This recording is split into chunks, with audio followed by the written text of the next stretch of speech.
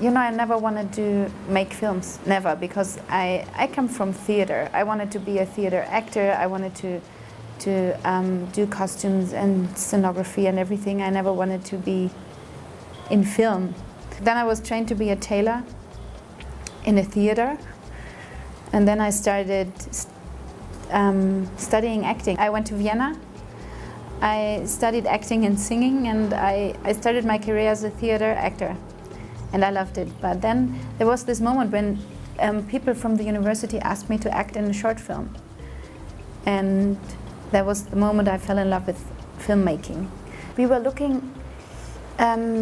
for a subject for the graduation movie, and then suddenly this happened. Before, we already had a subject that also took place in Africa, and we asked the school if we could do it, but they didn't want us to go there, and I think they didn't really like the story of the thing we wanted to do before. And then this happened, and the headmaster of the film school, he sent me an article from a German newspaper, and he said, if you want to go there, please do this. And I read it and I fell in love with it instantly, because it's a story with such a strong message. I really think the world these days needs stories like this, and I really think we can open up perspectives with telling this story, and that's what I want with filmmaking. That's what I really like about filmmaking, that we can make up new perspectives for people, that they can maybe look at things from another angle and discuss and think about things. And yeah, this had such a big impact on me, this story. It was so touching and so true. I felt that the responsibility telling a story in another culture, which is not mine, is too much, that I shouldn't or I couldn't do it. But we found the greatest people here, and we really decided to do it together and make the best out of it. So in the end, I decided, yes, let's do it. And the topic is so universal. It's about being human in hard situations. It's about treating each other as human beings. So this is important for every single part of the world. So I think this also convinced me that I could do this. We really wanted a Swahili title. And there are a few things. One thing is, they said in this attack, you have to kill all of us or no one. So this is one part. The other part is, we really wanted to find a title that everybody could pronounce, and it should be Swahili. And we found only words. That's a funny story. We found a lot of words that sound beautiful in other languages as well, but all those words are not very impactful words in Swahili. We had an open casting, and it was great for me to not, in Germany you always try to find the star, because you really want to reach people, and here I just here with the open casting, I really could find out who would be the best actor for the particular part. That was amazing for me, because here I didn't have to find the star. And it was a hard process, and we discussed a lot, and in the end we are very happy about how we decided. That was the casting process. It was harder to find Somali actors, so we also had to flew in those guys from Minnesota, Farkat and Faisal, who were also in Captain Phillips with Tom Hanks.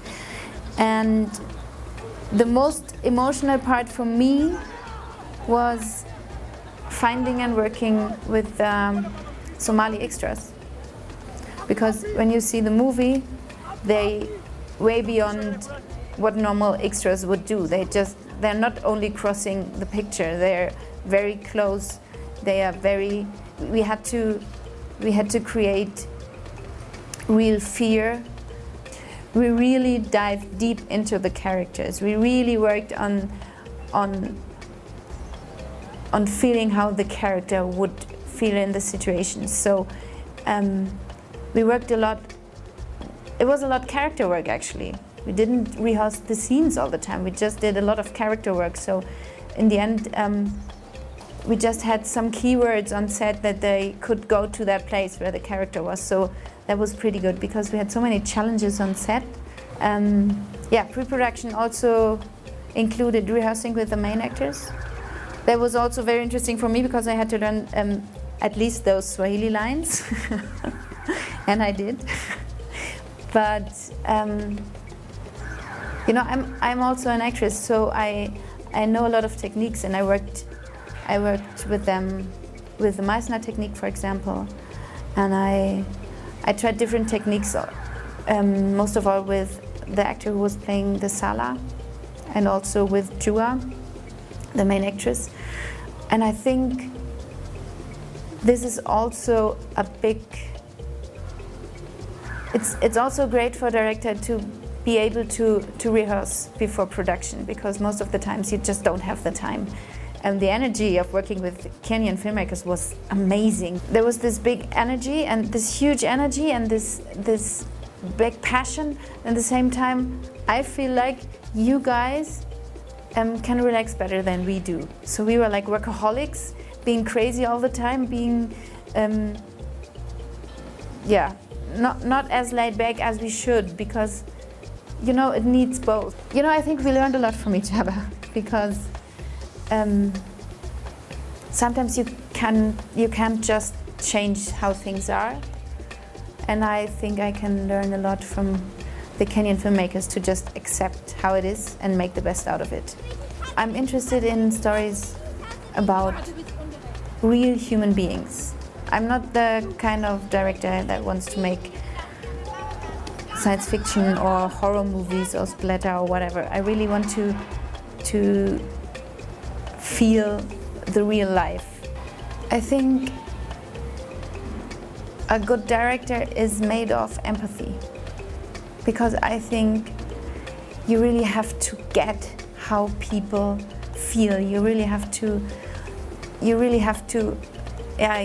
be able to feel what people feel. So I think empathy, and you have to have the ability to pull through, because sometimes it's so hard, and then the vision must be big enough.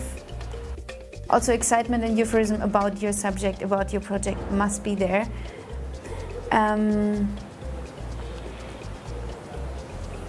I think also a good director has to be able to really talk to people, because the biggest vision would not work if you couldn't communicate it. So there are a lot of things that make a good director, I guess. And I think it depends on the person, but you know, I think empathy and a big vision and excitement about what you're doing. The next project I have in mind, right now I'm working on a kids movie, a great story. The project after that might be a project we are doing in the same team, the same German team. It will be a Danish, it's an adaptation. Yeah, is an adaptation of a Danish book. It's a great coming-of-age story. It's very sad and also very, very, very, very hilarious. It's just a great mixture.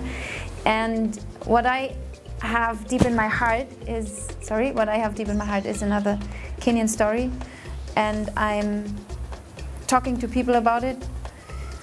And again, I would have to dive in a culture that is not mine. So I think this will take some time, but I really want to do it, and I really want to come back and shoot it here. You know, the most important thing for me on set was to learn how to tell someone that he's great, because I think it's important not only to motivate people, but I have to express my feelings, and I was so empowered by all those guys. So that's what I learned.